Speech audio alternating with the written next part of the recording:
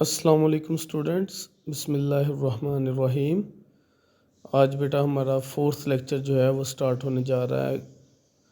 Last अगर आपको याद हो तो हमने बेटा एयर पैसेज वे का फर्स्ट हाफ पढ़ा था, ठीक है, जिसमें हमने ट्रैकिया तक बात की थी। आज हम इंशाल्लाह ट्रैकिया से आगे जो है उसको स्टडी करने जा रहे हैं। तो बेटा ट्रैकिया जो है जिसे हम आप विंड पाइप भी कहते हैं, वो 12 सेंटीमीटर लॉन्ग होता है, ठीक है।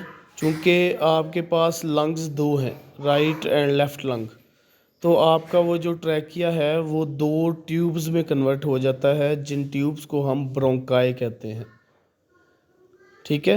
एक ब्रोंकाई राइट लंग की तरफ चला जाता है, एक ब्रोंकाई लेफ़्ट लंग की तरफ चला जाता है। इसी तरह जैसे हमने ट्रैकिया की स्ट्रक्चर पढ़ी थी, उसी तरह बिल्कुल सेम ब्रोंकाई की स्ट्रक्चर होती है। उसके ऊपर भी कार्टिलेजिनस रिंग्स होते हैं, ठीक है।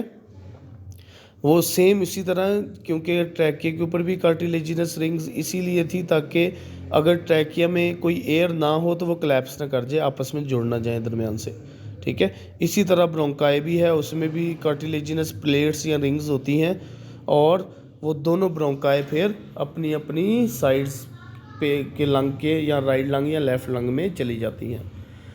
अंदर दाखिल होते ही, जैसे ही लंग के अंदर दाखिल होती हैं, तो वही ब्रोंकाई फिर और ज़्यादा छोटी छोटी ट्यूब्स में कन्वर्ट हो जाती हैं, जिन्हें हम ब्रोंक्यूल्स कहते हैं, ठीक है।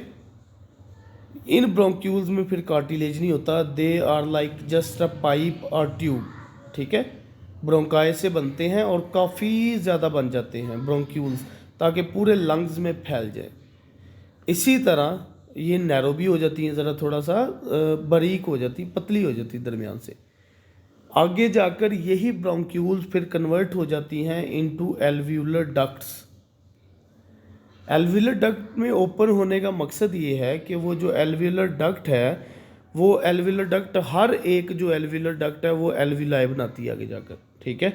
तो इसलिए इसीलिए लिखा हुआ है each alveolar duct opens into a cluster of pouches called alveoli.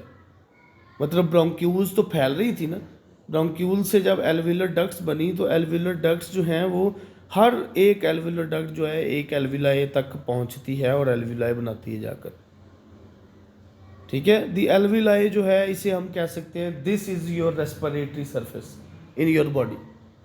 Alveoli is the respiratory surface in your body.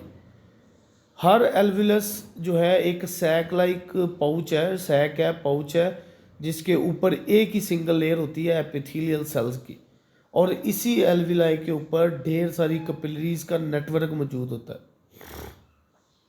फिर आपने 9th चैप्टर में पढ़ा था डेट पल्मोनरी ट्रंक, वो आपके हार्ट से, आपके राइट एट्रियम से निकलती है, राइट वेंट्रिकल से निकलती है और आती है इनटू लंग्स, और वो डीऑक्सीजनेटेड ब्लड लेकर आती है लंग्स में।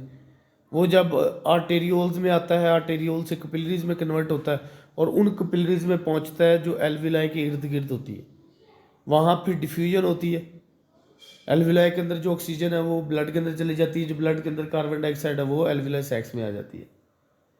वही कैपिलरीज फिर आपके पास वेन्यूल्स बनाती हैं, और वेन्यूल फिर आपके पास एक बड़ी वेन बनाती है जिसे हम पल्मोनरी वेन कहते हैं। वो पल्मोनरी वेन फिर ऑक्सीजनेटेड ब्लड लेकर जाती है वापस हार्ट में, और हार्ट में वापस कहाँ जाएगी, इनटू लेफ्ट एट्रियम, ठीक है। ये आपका सेकंड हाफ था एयर पैसेज वे का।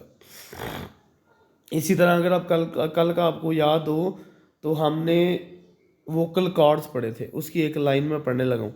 The vibrations in vocal cord and the movement of lips, cheeks, tongue and jaw produce specific sounds.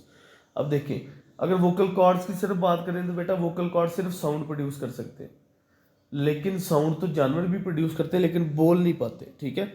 तो जिस तरह हम अपनी प्रॉपर स्पीच मूवमेंट करते हैं इंसान, ये बेटा एक प्रॉपर वे के साथ है, जैसे वाइब्रेशन होती हैं उसी तरह आपके लिप्स की मूवमेंट है, आपकी चीक्स की मूवमेंट है, आपकी ज़ुबान की हरकत है, आपके जॉज हैं, आपका ये नीचे वाला मैंडिबल है, ये जब प्रॉपर तरीके से मूव करते हैं और आपकी ब्रेन की तरफ से कोऑर्डिनेशन आती है, ठीक है, तो फिर इसे हम कहते हैं that is speech. Speech is an ability that only humans are gifted with, ठीक है। इसी वजह से ह्यूमन बीइंग्स को हर एक के ऊपर सुपीरियर कहा जाता है, क्योंकि बोलना, स्पीच एक प्रॉपर जो है गिफ्ट है हमारे लिए। The trachea and the bronchi are also lined with ciliated and glandular cells. ठीक है जी, एक ये रेड वाला जो पोर्शन अभी आपको नज़र आ रहा है, दिस वन, इसको रीड करने लगा हूँ अभी आपके लिए। ठीक है, ट्रैकिया के अंदर और ब्रोंकाई के अंदर बेटा याद रखिए छोटे छोटे फाइन हेयर्स होते हैं, ताकि अगर डस्ट पार्टिकल या कोई बड़ा पार्टिकल उसके अंदर चला जाए तो एक एयर प्रेशर क्रिएट होता है आपके लंग्स में और सब कुछ जो है वो बाहर आ जाता है। ठीक हो गया। इसी तरह ग्लैंडुलर सेल्स होते हैं जो म्यूकस रिलीज करते हैं, आपके ट्रैकिया में होते हैं, आपके नाक में होते हैं, आपके ब्रोंकाई में होते हैं। इनका काम ये है, ये म्यूकस रिलीज करते हैं। म्यूकस का काम है अगर जो एयर बाहर से आ रही है उसका टेम्परेचर मेंटेन करना, उसके मॉइस्चर करना उसको। ठीक है, और इसी तरह अगर कोई पार्टिकल्स आ जाते हैं डस्ट के, बैक्टीरिया, वो भी आपके उस म्यूकस के अंदर फंस जाते हैं। ठीक है, और ये जो आपके सीलिया है ये ऊपर की तरफ मूव करते हैं। अगर आपको याद हो एसोफेगस के या इंटेस्टाइनल सीलिया की बात करें तो वो नीचे की तरफ मूव करते हैं, but they move upward. Trachea या ब्रोंकाई के अंदर जो सीलिया होते हैं दे मूव अपवर्ड। वो इसलिए क्योंकि जब कोई चीज़ पार्टिकल एंटर करती है ट्रैकिया में, अगर उसने बाहर आना है तो सीलिया उसको ऊपर की तरफ धकेल सके, इसलिए दे बीट अपवर्ड्स। नेक्स्ट है बेटा आपके पास आज हमारा एक और टॉपिक, द लंग्स। लंग्स होते क्या है? ठीक है, ऑल दी एल्विलाई, अगर हम करेंगे सारे एल्विलाई की बात करें तो समझे वो एक लंग है। दो लंग्स होते हैं आपकी थोरेसिक कैविटी में, ये जो चेस्ट कैविटी से हम थोरेसिक कैविटी कहते हैं। ठीक है, right lung and left lung. Her lung के ऊपर बेटा 12 पेयर ऑफ रिब्स, ये चेस्ट के अंदर, और उन्हीं रिब के ऊपर जो मसल्स होते हैं उन्हें हम इंटरकोस्टल मसल्स कहते हैं। और इसी तरह एक जैसे ये आपकी छाती के नीचे एक और छोटा सा ऑर्गन प्रेजेंट होता है जिसे हम डायाफ्राम कहते हैं। ये डायाफ्राम वो ऑर्गन है जो आपकी ब्रीथिंग को कंट्रोल करता है। ठीक है, the left lung is slightly smaller. ठीक है, क्योंकि इस साइड पे आपका हार्ट होता है और लेफ्ट लंग की लोब्स होती हैं 2। राइट लंग बड़ा होता है, इसकी लोब्स होती हैं 3। लंग्स जो हैं स्पंजी होते हैं, इलास्टिक होते हैं, क्योंकि इनके अंदर एयर भरी जा सकती है।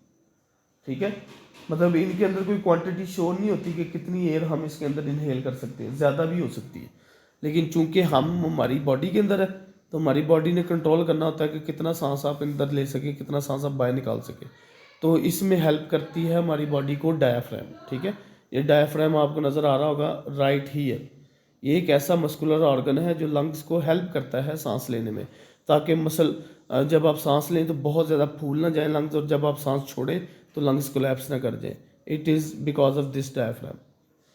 The lungs also have blood vessels and that are branches of the pulmonary arteries and veins. ठीक है, ब्लड वेजल्स भी होती हैं क्योंकि ब्लड को ऑक्सीजनेट भी करना है और डीऑक्सीजनेटेड ब्लड को फिर ऑक्सीजनेटेड ब्लड को फिर वापस भी भेजना है। ठीक है, इसी तरह अगर लंग्स की मेम्ब्रेन की बात करें तो लंग्स की मेम्ब्रेन को हम प्लियोरल मेम्ब्रेन कहते हैं। 2 होती हैं, दोनों लंग्स पे 2 होती हैं। ठीक है, मतलब ईच लंग इसको कह सकते हैं। Each lung is enclosed by 2 membranes, outer pleural membrane and inner pleural membrane. ठीक है, इन मेम्ब्रेन्स का काम क्या है? इन मेम्ब्रेन्स के दरमियान में, जो दरमियान इनकी जगह है उसके दरमियान फ्लूइड होता है डैट प्रोवाइड्स लुब्रिकेशन। ठीक है, जैसे हार्ट में अगर आपको याद हो तो हमने पेरिकार्डियम नहीं पढ़ा था।